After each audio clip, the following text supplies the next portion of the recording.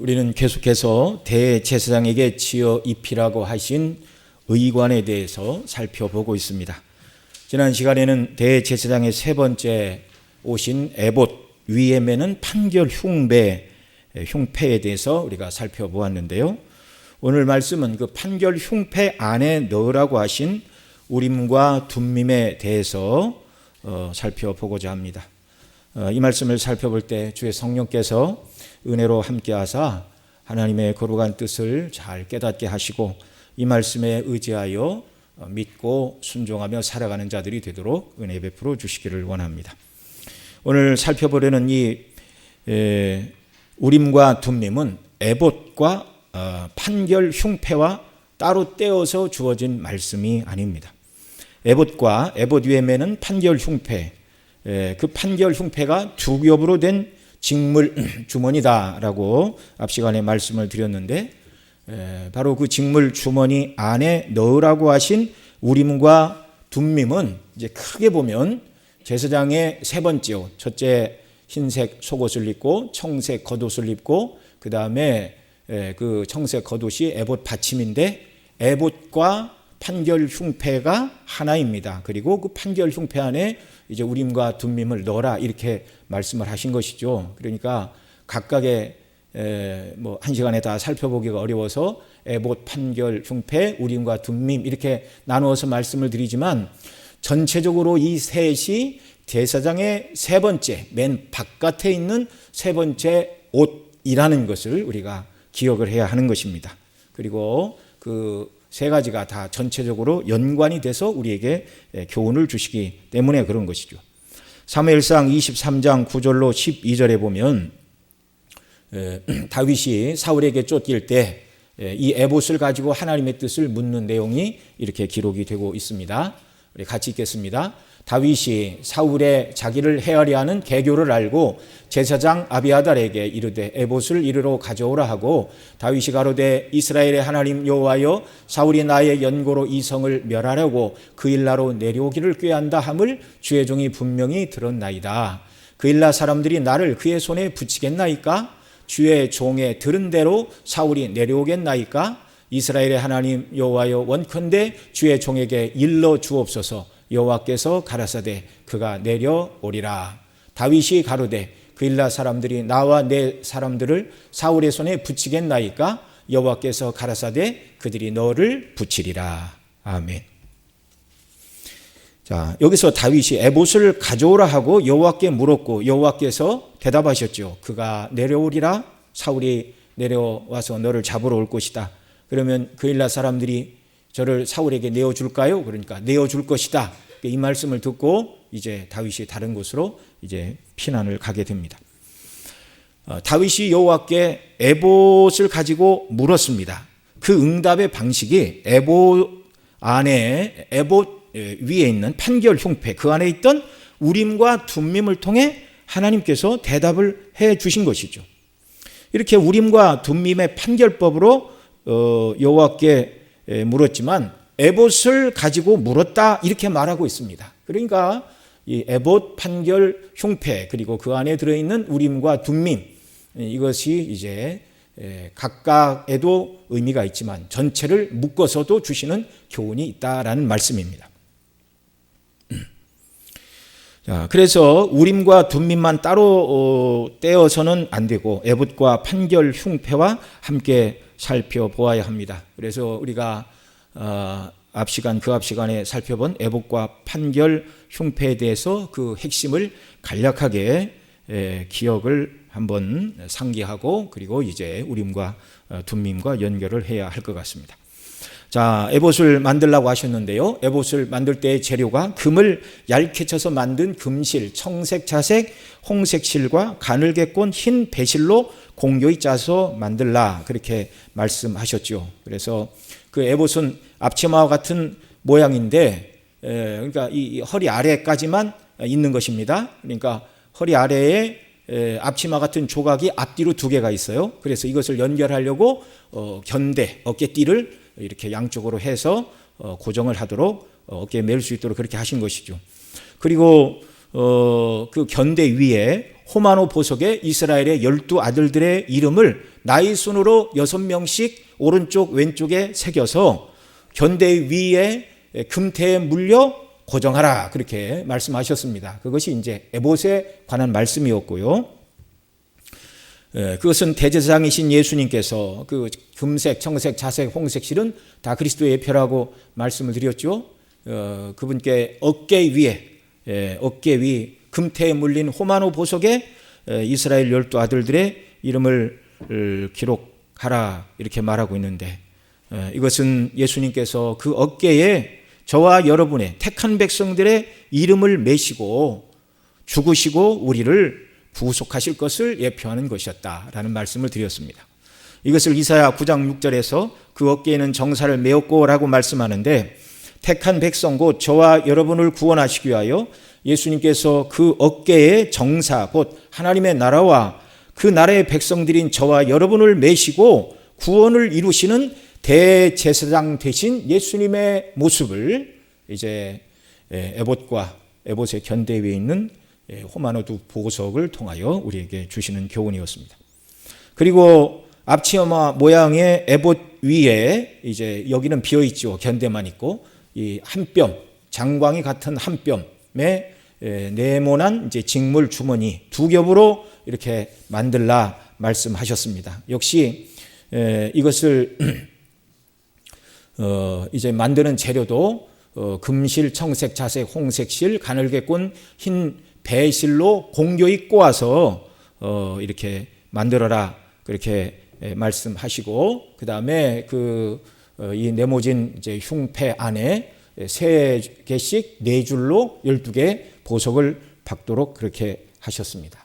그 12개 보석은 이스라엘의 12아들 곧 12지파다, 그렇게 말씀을 하고 있죠.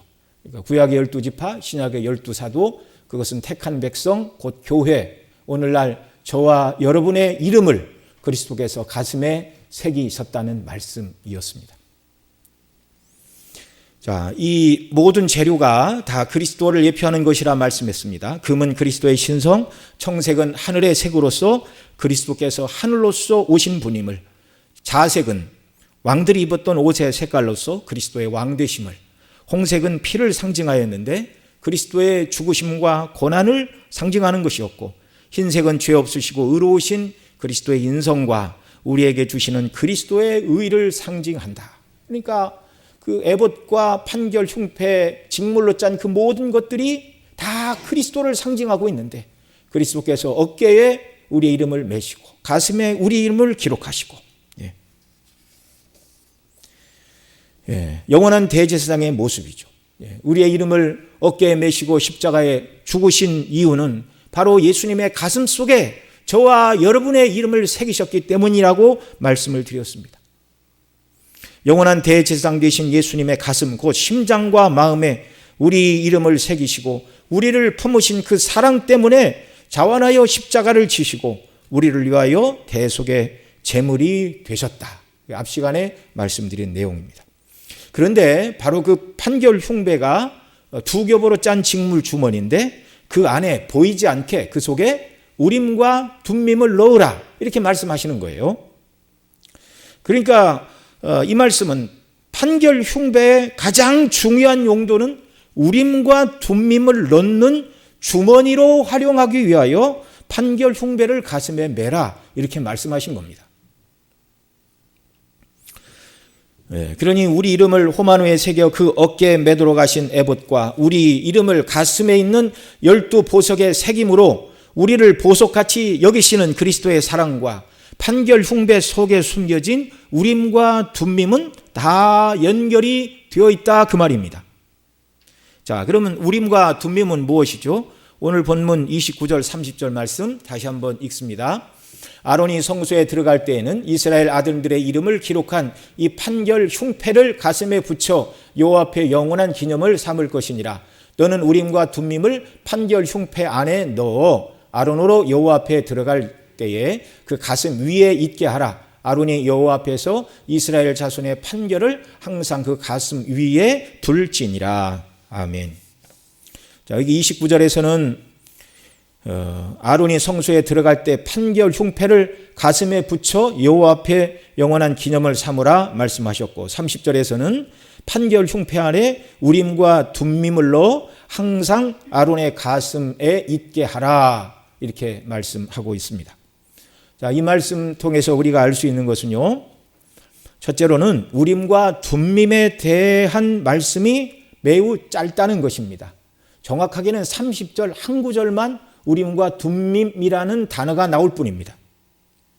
앞서 살펴본 성막 자체 그리고 성막 안에 비치하라고 말씀하신 여러 기구들 그리고 지금 살펴보고 있는 대제사장의 여러 의관들에 대해서는 무슨 재료로 크기와 모양은 어떻게 만들라 자세하게 말씀하신 것에 비해서 이 우림과 둠밈에 대해서는 재료가 무엇인지 제작 방법은 무엇인지 사용 방법에 대해서 일체 설명이 없다는 사실입니다.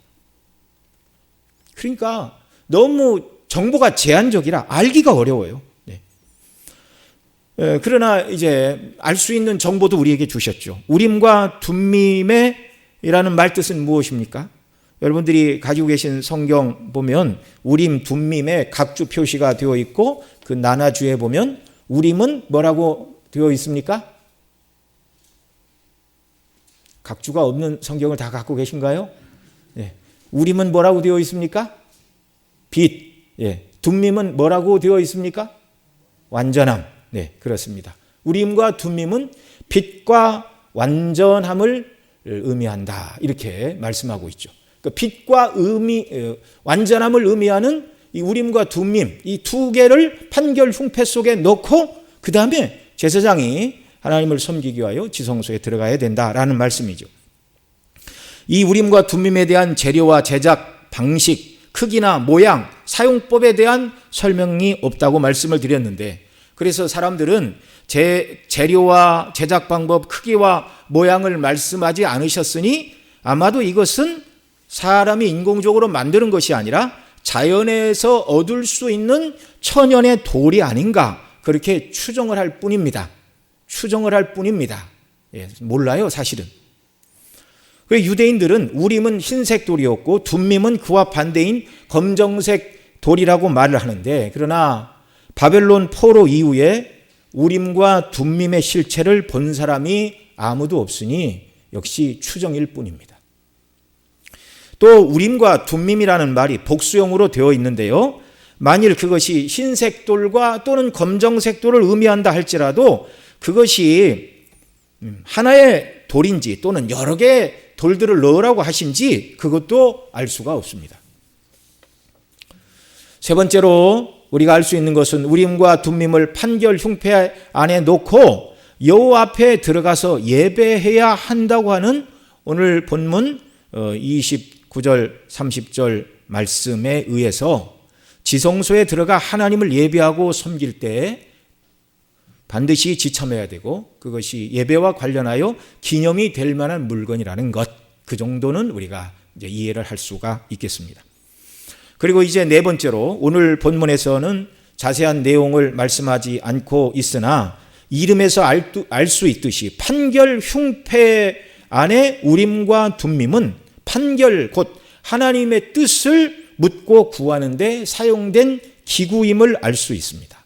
그래서 우리가 본문으로 삼은 민수기 말씀 이 뒷부분에 가서 이제 어떻게 사용해야 되는지를 민수기 27장에 가서 이제 하나님께서 모세를 통하여 말씀을 하고 계십니다. 그래서 성전 밖에서 사용되는 용례도 있는데 하나님의 뜻을 묻기 위하여 이건 이제 성전 밖에서 진행된 일이었습니다. 앞서 읽어드린 사무엘상에 있는 말씀, 다윗이 사울에게 쫓길 때 에봇을 가지고 와라 그렇게 말하고 이제 하나님 앞에 물어서 답을 받은 이런 내용들. 자, 이렇게 하나님의 뜻을 구하여 묻는 것과 관련해서는 다음 시간에 더 말씀을 드리도록 하겠습니다. 자, 그러면 이 우림과 둠밈이 상징하는 것은 무엇이죠? 우림과 둠밈이 빛과 완전함이라는 뜻을 가진 그런 기구 또는 물건이라고 말씀을 드렸는데 여러분 성경에서 무엇이 빛이고 무엇이 완전함이라고 말씀을 하고 있습니까? 첫째로 빛과 완전함이라는 이름을 가진 우림과 둠밈은 하나님의 율법의 상징입니다. 우림이라는 말은 빛이라는 말이었죠. 성경은 하나님의 말씀인 율법이 빛이라고 분명히 말하죠. 시편 119편 105절, 여러분 잘 아시는 것처럼 주의 말씀은 내 발의 등이요 내 길의 빛이니이다, 이렇게 말씀하고 있습니다. 둠밈의 뜻은 완전함인데 성경은 완전한 것도 역시 하나님의 말씀인 율법이라고 증거하고 있습니다. 시편 19편 7절에 이렇게 말합니다. 여호와의 율법은 완전하여 영혼을 소성케 하고 여호와의 증거는 확실하여 우둔한 자로 지혜롭게 하며. 여호와의 말씀은 완전하고 확실해요.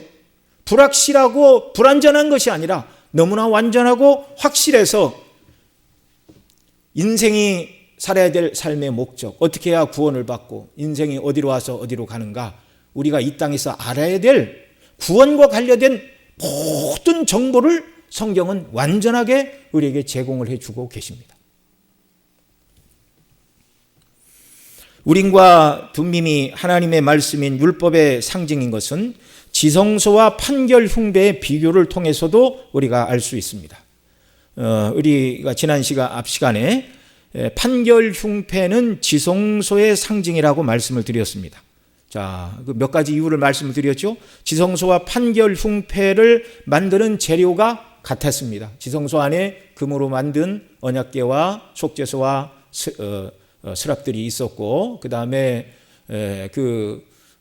이제 휘장과 그 다음에 천장과 사방을 뒤엎는 그 모든 덮는 첫 번째 앙장이 바로 청색, 자색, 홍색 실을 가지고 흰 세마포를 꼬아 만든 천 위에 술을 놓았습니다. 그래서 지성소의 안에 있는 재료와 제사장의 이 판결 흉배를 짠 그 모든 직물들, 다 이제 금태에 물려 보석도 물리고 이렇게 했는데요.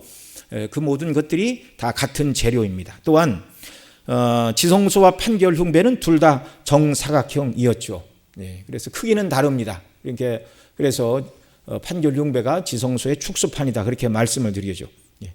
저와 여러분이 장차 들어갈 하나님의 보좌가 있는 새하늘과 새 땅 천국도 장과 광이 같다고 말씀을 합니다.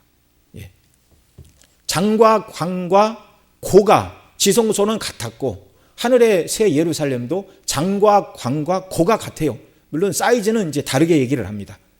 성전 지성소는 이제 10규빗이었고 또 하늘에 있는 새하늘과 새 땅은 장과 광과 고가 각각 12,000 스타디온이다, 이렇게 말씀을 합니다. 그러나 가로 세로가 같습니다. 거룩하시고 완전하시고 변함없으신 하나님의 처소이기에 그 모든 규격이 정확하게 일치를 이루는 장과 광이 같다는 말로 지성소나 판결 흉배가 표현되고 있다는 말입니다.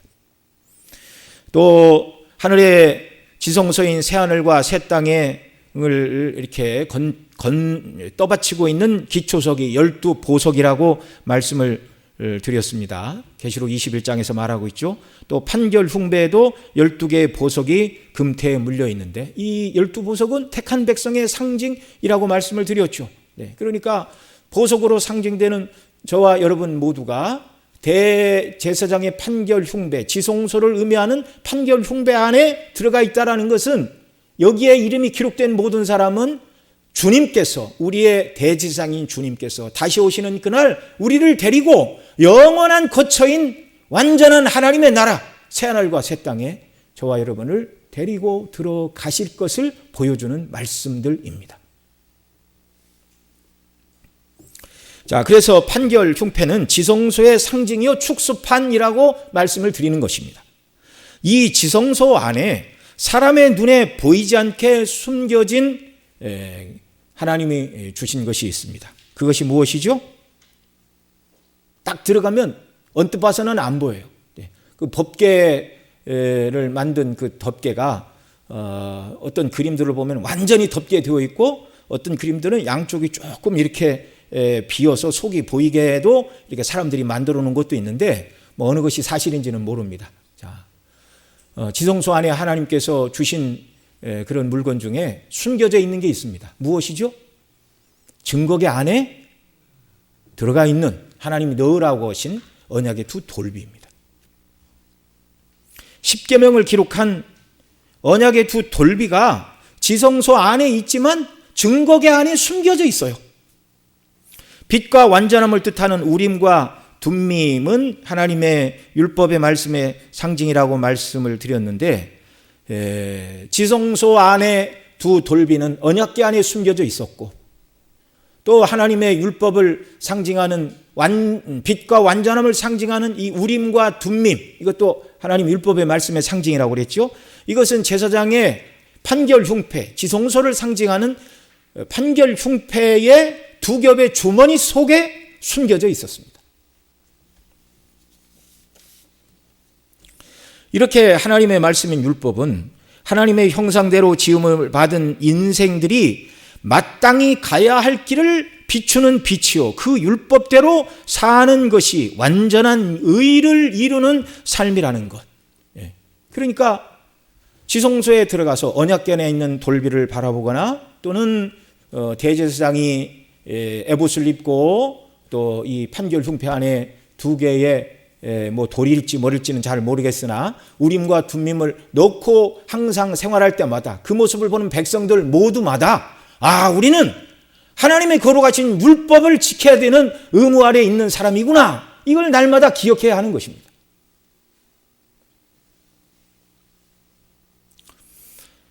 둘째로 우림과 둠밈은 예수 그리스도의 상징이죠. 성경 여러 곳에서 예수 그리스도를 빛이라고 말씀합니다. 요한복음 1장 5절과 9절에서 이렇게 말하죠. 빛이 어두움에 빛이 되 어두움이 깨닫지 못하더라. 9절에서는 참빛 곧 세상에 와서 각 사람에게 비치는 빛이 있었나니, 그렇게 말씀합니다.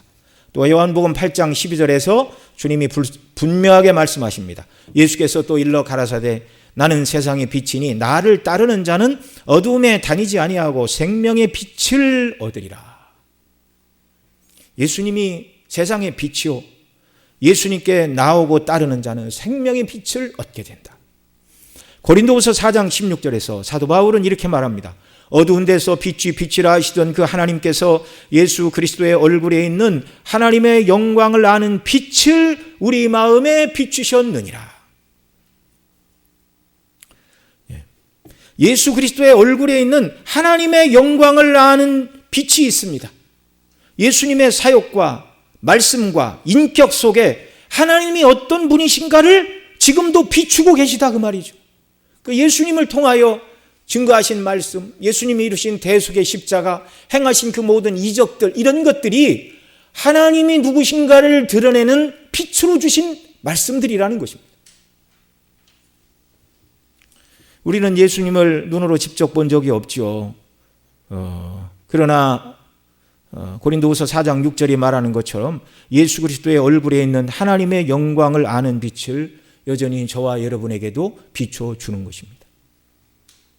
주님의 인품과 행하신 일들을 묵상하고 바라볼 때 하나님이 얼마나 영광스럽고 사랑에 충만하고 거룩하신데, 그 죄인들을 다 멸하지 않고 아들 안에서 우리를 구원하시는 하나님의 놀라운 사랑을 절절히 증거하는 것이 우리 주 예수 그리스도의 십자가입니다. 또한 예수님만이 완전하시죠. 아가서 5장 10절로 16절에 보면 술람미 여인이 솔로몬에 대해서 노래하면서 11절에 이렇게 말합니다. 나의 사랑하는 자는 희고도 불고 만 사람 위에 뛰어난다, 이렇게 노래를 하면서 11절에서는 자기 신랑의 머리의 아름다움, 12절에서는 눈, 13절에서는 뺨, 14절에서는 손, 15절에서는 다리의 아름다움, 16절 앞에는 그 입의 아름다움, 그리고 16절 하반절에 결론적으로 다 합하여 뭐라고 그러는가? 그 전체가 사랑스럽다, 이렇게 노래하고 있습니다. 아가서는 그리스도와 그의 신부된 교회의 사랑 이야기죠. 솔로몬과 술람미 여인을 빗대어 말하고 있지만 진정한 남편이신 그리스도와 그리스도의 아내인 교회의 사랑 이야기를 다루고 있습니다. 신부된 교회가 신랑 되신 예수 그리스도를 바라보게 될 때 전체가 완전하고 사랑스럽다라고 고백할 수밖에 없는 것입니다. 저와 여러분에게 있어서 예수 그리스도는 완전하신 분이고 사랑스러운 분이시라는 말입니다. 예수 그리스도는 죄가 없으신 참 사람이십니다. 거룩하신 하나님의 아들이십니다. 한 번도 하나님의 거룩한 뜻인 율법을 어기신 적이 없는 분이세요. 죄가 없고 의가 충만하신 그리스도는 완전하신 분. 그래서 베드로전서 1장 19절에 보면 흠없고 점없는 어린 양 같은 그리스도의 보배로운 피라고 이렇게 말하고 있습니다. 완전하신 분이십니다. 세례요한은 빛이시고 완전하신 이 예수님 안에 그래서 은혜와 진리가 충만하더라 그렇게 증거하고 있습니다. 완전합니다. 빛이십니다. 은혜와 진리가 충만합니다. 우리는 이 우림과 둠밈에 대해서 생각해 볼 때 먼저 하나님의 율법과 예수 그리스도를 상징하는 우림과 둠밈을 제사장의 에봇 위에 맨 판결 흉배에 놓고 지성소에 들어가서 하나님께 예배하라고 하신 이 뜻을 우리가 그래서 먼저 살펴봐야 됩니다. 자, 예배 때 이렇게 메고 들어가라는 것이 이제 하나의 의미였고, 또 하나는 이제 하나님의 뜻을 구하기 위하여 어떻게 해야 됩니까? 라고 제비를 뽑을 때 쓰는 용도가 두 번째라고 그랬는데, 그 두 번째는 이제 다음 시간에 말씀을 드린다고 말씀을 드렸습니다. 하나님께서 모세에게 성막을 지으라 말씀하신 것은 출애굽 이후 어느 때였지요? 50일이 지나서 오순절에 율법을 주셨다고 말씀을 드렸잖아요. 그러니까 율법과 함께 이제 성막을 어떻게 지어라라고 산 위에서 말씀하셨습니다. 그러니까 지금 우리가 살펴보고 있는 출애굽기 20장의 10계명부터 성막을 어떻게 지으라는 이 모든 내용의 말씀은 출애굽 이후 50일이 되던 그때 시내산 꼭대기에서 하나님께서 모세에게 하신 말씀이었습니다. 그리고 나머지 9개월 동안 시내 광야에서 성막을 지을 준비를 하게 하셨고, 출애굽기 40장 1절로 2절에 보면 이렇게 말합니다. 여호와께서 모세에게 일러 가라사대 너는 정월 초 1일에 성막 곧 회막을 세우고, 그리고 몇 구절 뒤에 가서 17절에 보면 제2년 정월 곧 그달 초 1일에 성막을 세우니라 이렇게 말씀하고 있습니다. 출애굽은 정월 14일에 출애굽이 일어났죠. 그리고 이제 그 다음에 정월 1일에, 그러니까 만으로 따지면 365일이 안 되는 두 번째 해인 정월 초 하루에 성막을 다 준비하고 있다가 그날 딱 하나님의 명령에 따라 완공을 했습니다. 이 성막이 세워졌고 제사장이 세워지고 제사장의 의관이 다 만들어진 후 가나안 땅에 들어갈 때까지 40년 가까운 세월 동안 광야길에서 제사장도 있고 에봇과 판결 흉배도 있고 그 안에 우림과 둠밈이 들어가 있었지만, 광야에서 아론이 제사장으로 섬기던 시대, 다른 말로 얘기하면 하나님의 종 모세가 살아있던 시대에는 한 번도 우림과 둠밈의 판결법으로 여호와께 물은 적이 없었습니다. 그때는 여호와께 우림과 둠밈으로 묻는 것이 아니라 하나님께서 지시하실 것이 있으면 모세에게 직접 말씀하시던 시대였어요. 그리고 구약에서 이 우림과 둠밈의 판결법을 물은 것은 이제 여호수아가 이제 처음으로 묻기 시작을 합니다. 영광스러운 일로 물어야 되는데, 뭐 다음 시간에 더 말씀을 드리겠지만, 가장 첫 번째 물었던 것은 여리고성 다음에 아이성을 점령할 때 이스라엘이 패퇴하게 되죠. 이 원인이 누구에게 있는가를 물을 때 처음 사용한 것이 이제 우림과 둠밈의 판결법이 되겠습니다. 그리고 성경에서 명확하게 마지막으로 이 우림과 둠밈의 판결법을 사용한 사람은 이제 다윗 왕입니다. 자, 만약에 우림과 둠밈이 여호와께 물어서 답을 얻어야만 하는 기능만 가지고 있다면 굳이 이 우림과 둠밈을 에봇 위에 판결 흉배를 만들고 그 안에 넣으라고 하실 이유가 없는 것이죠. 다른 기구를 만들라고 하셔도 되고 다른 곳에 보관해도 됩니다. 굳이 대제사장의 의관 중 가장 중심이요 핵심인 가슴에 판결 흉배 달고 그 안에 우림과 둠밈을 넣고 오늘 본문 30절 하반절이 말하는 대로 너는 우림과 둠밈의 판결 흉배를 넣어 아론으로 여호와 앞에 들어갈 때 그 가슴에 있게 하라. 아론이 여호와 앞에서 이스라엘 자손의 판결을 항상 그 가슴 위에 둘지니라 라고 말씀하실 아무런 이유가 없는 것입니다.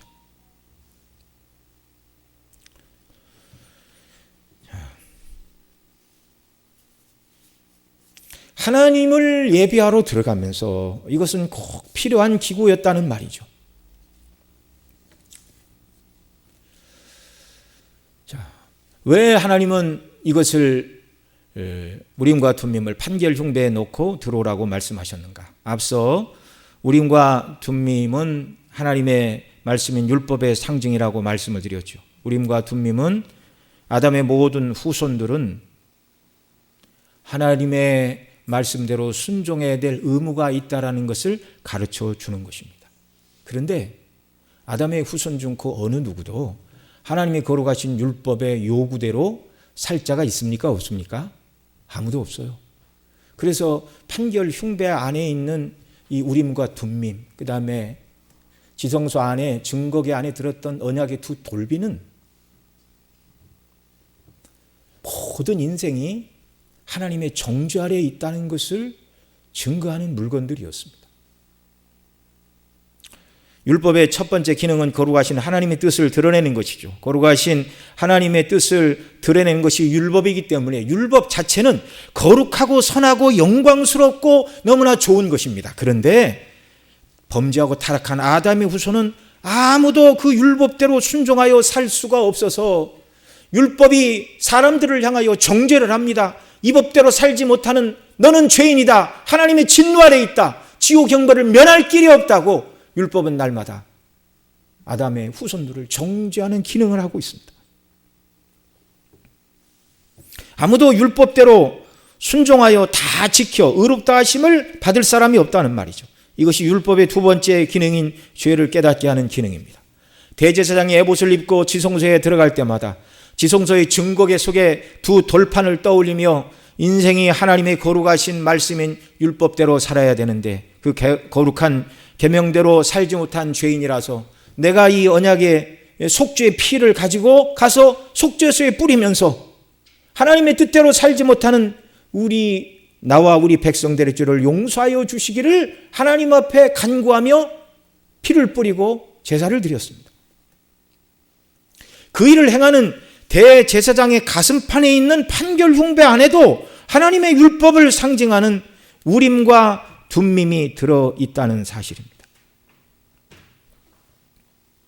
이 우림과 둠밈을 통하여 이제 일반 백성들은 지성소에 아무도 못 들어가잖아요. 그러나 이 에봇은 밖으로 나올 수가 있었습니다. 이 에봇을 바라보는 모든 백성들마다 그 에봇 안에 들어있는 우림과 둠밈의 그 실체를 상기하며 우리가 하나님의 거룩하신 말씀대로 순종하며 살아야 되는 자들인데 그렇지 못한 자들이구나. 너희는 하나님의 율법대로 살지 못하는 죄인이라는 것을 이 숨겨진 흉배에 숨겨진 이 우림과 둠밈이 항상 증거하고 백성들로 하여금 너는 죄인이다. 너를 위한 대속의 피가 필요하고 너를 위한 구속자가 필요하다는 것을 항상 기억하게 하는 것입니다.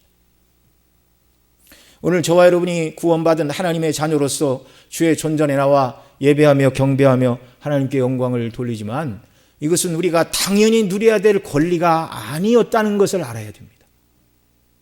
하나님의 율법으로 말미암아 저와 여러분은 하나님의 진노와 저주의 대상이었어요. 영원한 지옥 형벌의 대상이었어요.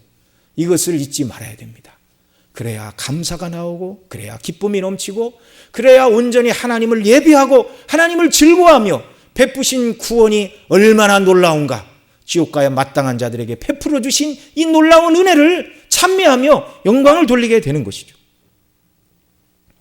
둘째로 이 우림과 둠밈은 예수 그리스도의 상징이라고 말씀을 드렸습니다. 율법의 정죄에서 우리를 구원하는 분, 우리 주 예수 그리스도이심을 이 판결 흉배와 우림과 둠밈이 보여주고 있습니다. 지성소 안에만 대속의 은혜를 보여주는 것이 아니라 대제사장의 에봇과 판결 흉배, 여기에도 복음의 영광이 다 드러나 있죠. 인간을 정죄하는 율법을 상징하는 우림과 둠밈을 직물 주머니인 흉배가 싸고 있어요. 그런데 그 직물 주머니가 앞서 말씀드린 대로 그리스도를 상징하는 금실, 청색, 자색, 홍색, 흰색 실로 견고히 짠 것이었습니다. 그리스도의 대속의 은혜로 율법의 저주로부터 주님이 우리를 지키시고 막아주시는 거예요.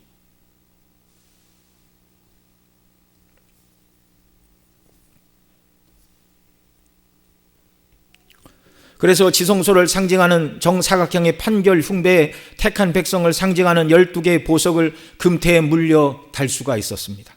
그 판결 흉배를 메어단 에봇을 입고 대제사장이 하나님의 면전인 지성소까지 들어갈 수가 있었습니다. 예수님의 대속의 은혜를 믿음으로 구원받은 자들의 영원한 자리는 바로 하나님의 면전인 지성소, 우리가 장차 들어가게 될 새하늘과 새 땅이라는 것을 또한 이 판결 흉배는 증거를 해주고 있습니다.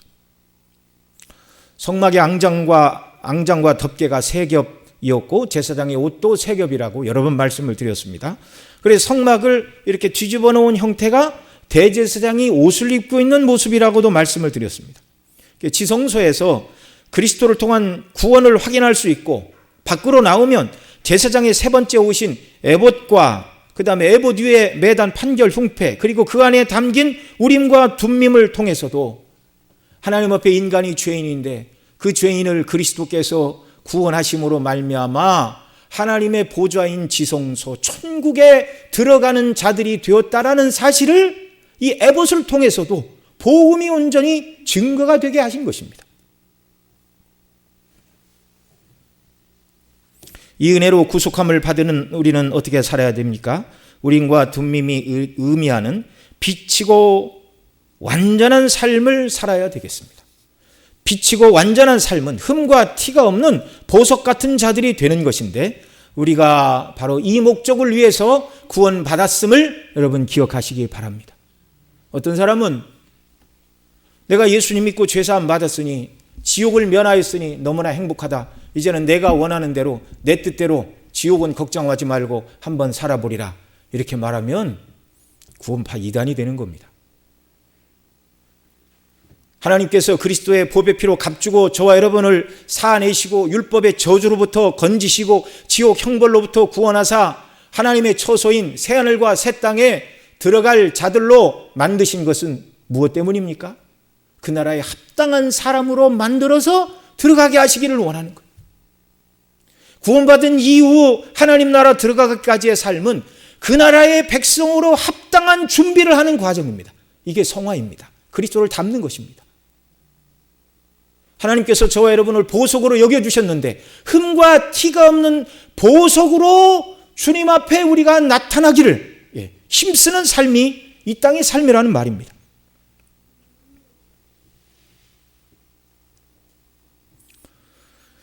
보석처럼 빛나는 삶, 빛나고 완전한 삶, 주님 보시기에 점과 흠이 없고 주름 잡힌 것이 없는 이 삶, 이 성화의 삶은 하나님의 말씀, 율법을 붙드는 데서부터 시작되는 것임을 믿으시기 바랍니다. 구원받기 이전에는 아무도 율법에 순종할 수 없었어요. 그러나 예수님 믿음으로 말미암아 구원받은 저와 여러분은 이제 율법에 순종하며 살아갈 수 있는 새로운 피조물로 주께서 창조하신 줄 믿으시기 바랍니다.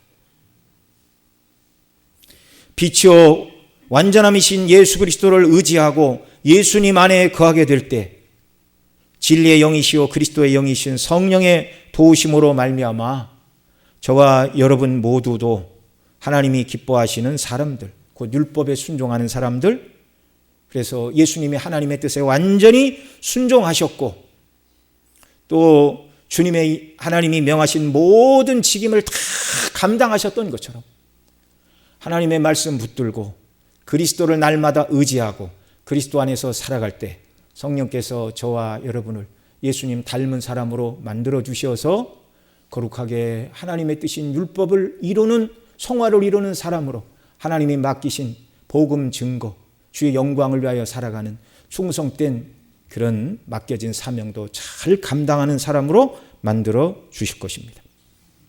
주님께서 이런 사람으로 만들어 주실 이 기대감을 가지고 주를 의지하고 말씀을 붙들고 성령을 의지하며 살아가면서 흠과 티가 없고 주름 잡힌 것이 전혀 없는 온전한 보석들로 주 앞에 날마다 살아가도록 주께서 은혜 위에 은혜를 더하여 주시기를 바랍니다. 기도하시겠습니다. 우리 다 같이 하나님 앞에 합심해서 기도드리겠습니다. 큰 소리로 하지 않아도 좋습니다. 그리스도 안에서 우리를 구원하신 그 큰 사랑, 에봇과 판결 흉배, 우림과 둠밈을 통하여 그리스도의 구원의 모습을 우리에게 보여주셨는데, 그리스도의 법의 피로 우리를 구원하시고 아들을 내어주시고 우리를 구원해 주신 아버지 하나님, 하나님이 기대하시는 보석과 같은 사람으로 주 앞에 설 수 있도록 제게 은혜를 주옵소서. 말씀을 붙들고 주님 안에서 성령을 의지하여 살기를 원하오니 이러한 은혜를 주시사 날마다 하나님의 기쁨이 되고 정말 예수님을 닮아가고 하나님을 마음을 시원케 하는 주님의 자녀와 일꾼과 백성이 되는 은혜 베풀어 주시기를 우리 하나님 앞에 짧은 시간이지만 간절히 함께 간구하겠습니다. 다 같이 기도하십니다. 사랑하시는 아버지 하나님, 이 시간도 하나님 예배하고 경배하게 하시고 또 주의 말씀을 통하여 우리를 향하신 하나님의 그 놀라운 구원의 영광스러운 모습을 살펴볼 수 있도록 은혜 주심을 감사합니다. 직물 주머니에 숨겨진 우림과 둠밈은 하나님의 율법을 상징하는 거룩한 것이었습니다. 우리가 하나님의 거룩한 요구대로 살아가야 되는 자들인데 아담의 후손인 우리는 하나님의 뜻대로 살아갈 수가 없어 율법의 정죄로부터 하나님의 진노로부터 피할 길이 없는 정말 절망적인 인생들이었습니다. 이런 자들을 구원하시기 위하여 하나님은 아들을 보내주셨습니다. 그리스도를 상징하는 직물 주머니를 만들게 하시고 그리스도를 상징하는 어린 양의 피를 속죄소에 뿌리게 하심으로 말미암아 하나님께서 우리를 구원하시게 하여 얼마나 큰 대가를 치르셨는가를 성경을 통하여 보여주셨고, 그런 은혜로 구원받은 하나님의 자녀들의 모습은 보석과 같은 자들이 되어야 된다고 말씀을 하고 있는데, 정말 흠과 팀과 없고 주름 잡힌 것이 하나도 없고 온전하게 그리스도를 닮은 보석과 같은 자들로 주 앞에 견고히 서로 주여 우리에게 은혜를 베풀어 주시옵소서. 날마다 하나님 말씀 의지하여 살게 하시고 예수 그리스도를 의지하여 그리스도 안에서 살게 하여 주옵소서. 성령 하나님 능력과 권능으로 함께 하사 날마다 진리의 말씀을 깨닫고 그 말씀에 순종하여 살아가는 자들로, 예수 그리스도와 연합하여 살아가는 자들로, 성령의 인도하심을 받는 자들로 살아가 정말 성화를 이루고 하나님 맡기신 일을 온전히 감당하는 주의 백성과 일꾼들로 견고히 서도록 은혜 위에 은혜를 베풀어 주시옵소서. 이 모든 말씀 우리 구주 예수님의 이름으로 기도드리옵나이다.